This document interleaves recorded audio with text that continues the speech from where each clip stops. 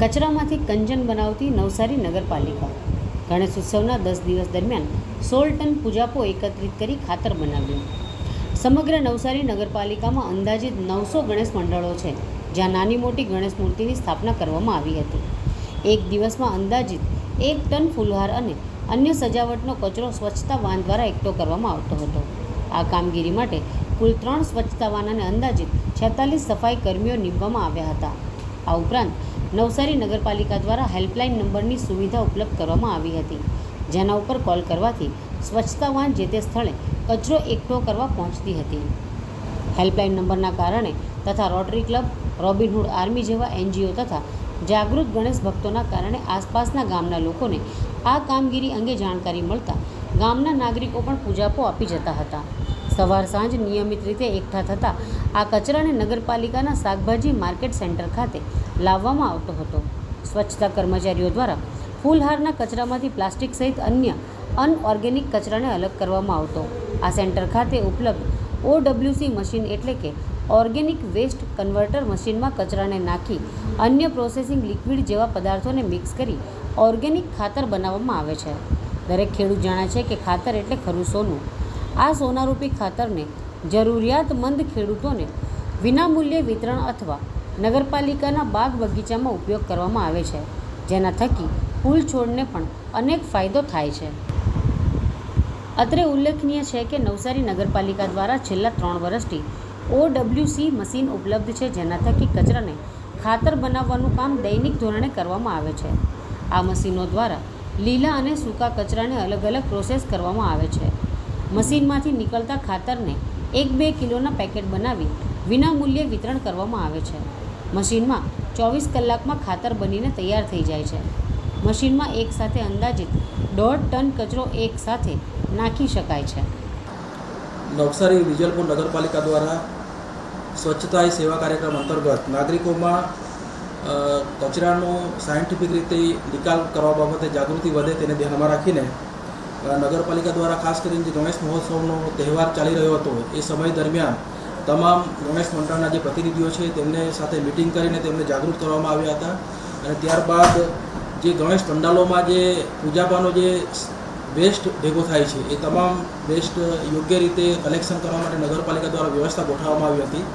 અને આ કલેક્શન કરવા માટે નગરપાલિકા દ્વારા 2 અલગ ટીમો બનાવવામાં આવી હતી અને એક હેલ્પલાઇન નંબર પણ જે પંડાલોના જે પ્રતિનિધિઓ છે તેમને આપવામાં આવ્યો હતો.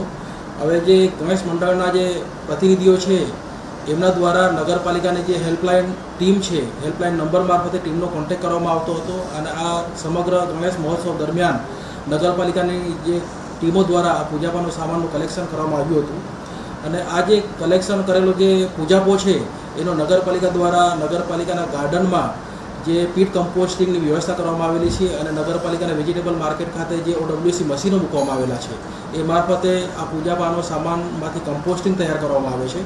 અને આ જે કમ્પોસ્ટિંગ તૈયાર થાય એ નગરપાલિકા દ્વારા આવનારા સમયની અંદર ગાર્ડનની અંદર એનો યુઝ કરવામાં આવશે. નવસારી વિજલપુર નગરપાલિકા દ્વારા સમગ્ર ગણેશ મહોત્સવ દરમિયાન જે ડેઇલી જે પૂજાપાનો સામાન કલેક્શન કરવામાં આવતો હતો એ લગભગ 7 ટન જેટલો પૂજાપાનો સામાનનું કલેક્શનની કામગીરી કરવામાં આવી હતી.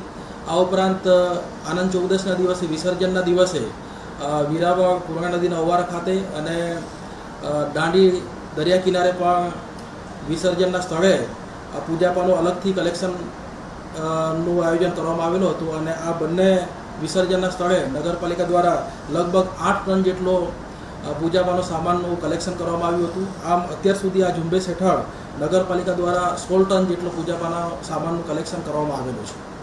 અને ખાસ કરીને આ કરવા પાછળનો મુખ્ય હેતુ એ હતો કે નાગરિકોની અંદર જે કચરાના નિકાલ માટે એક અવેરનેસ ઊભી થાય અને નાગરિકોને પણ હોમ કોમ્પોસ્ટિંગ શું છે, કચરાનો કેવી રીતે યોગ્ય રીતે નિકાલ થઈ શકે એ બાબતે જાગૃતિ નાગરિકોમાં પણ ઊભી થાય એને ધ્યાનમાં રાખીને નગરપાલિકા દ્વારા આ કામગીરી કરવામાં આવેલી છે.